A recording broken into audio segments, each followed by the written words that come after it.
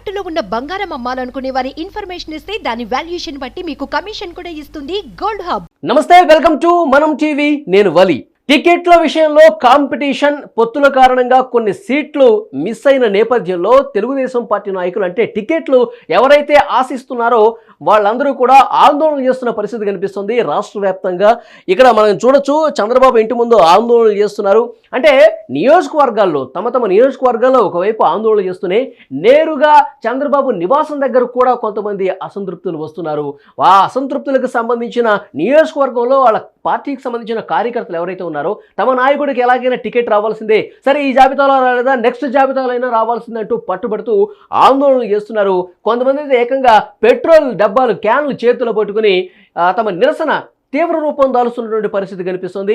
Ticket రావాల్సిందంటూ పట్టుబడుతున్నారు. ఒకవైపు party అధినేత చంద్రబాబు నాయుడు గారు చాలా స్పష్టంగా చెప్తున్నారు, టికెట్ రాని వాళ్ళు చిన్నబుచ్చుకోవద్దు, టికెట్ పొత్తులో భాగంగా కొన్ని త్యాగాలు చేయాల్సి ఉంటుందని ముందు నుంచి చెప్తూనే వస్తున్నారు.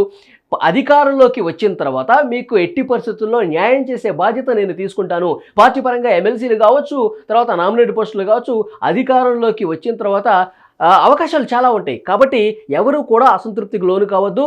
ఎవరికైతే టికెట్ రాలేదో వాళ్ళందరూ కూడా అర్థం చేసుకోండి, కొంత త్యాగాలు చేయాల్సినటువంటి పరిస్థితి ఉంటుందని చంద్రబాబు నాయుడు గారు చెప్పిన పరిస్థితి గతంలో కూడా ఉంది, మొన్న కూడా చెప్పారు. అయితే ఎవరికైతే టికెట్ గత కొన్ని సంవత్సరాలుగా ఆశిస్తూ ఉన్నారో, నియోజకవర్గంలో పనిచేసుకున్నారో వాళ్ళందరూ అయితే కొంత అసంతృప్తికి లోనవుతున్నటువంటి మాట అయితే వాస్తవమే. నియోజకవర్గంలో ఆందోళన చేస్తున్నారు. నేరుగా చంద్రబాబు నివాసానికి వచ్చి ఆందోళన చేస్తున్న పరిస్థితి కూడా కనిపిస్తుంది. ఇక్కడ మీకు విజువల్ కూడా చూపిస్తాను.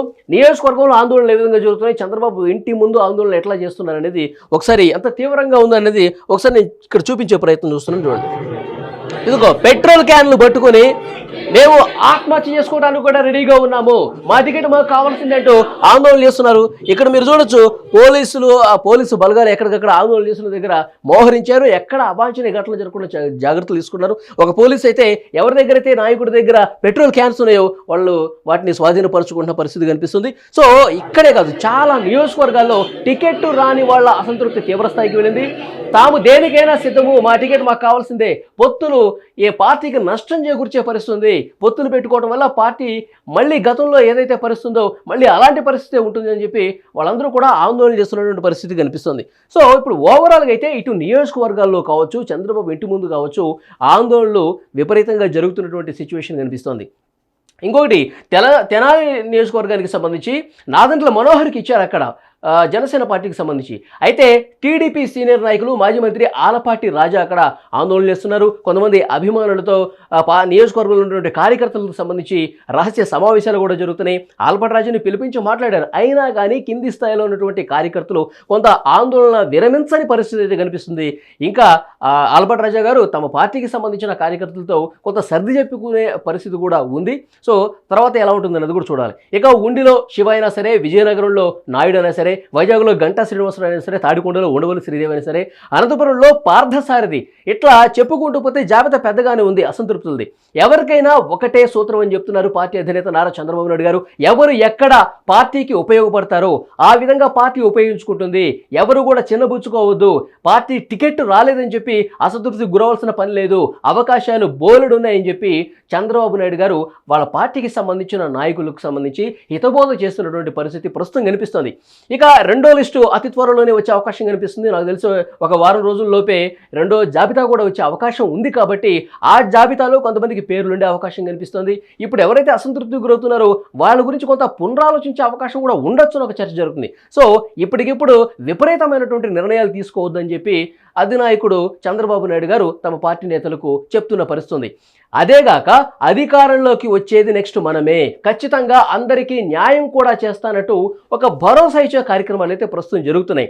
ఆందోళన వద్దు, మనకి అధికారమే ముద్దు.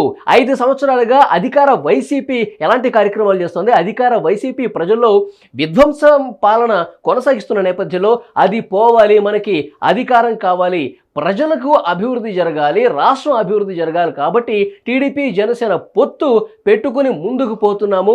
ఈ పొత్తు ముందుకు పోయేది దేనికోసం? రాష్ట్రాభివృద్ధి కోసమే, మన సొంత ప్రయోజనాల కోసం కాదు.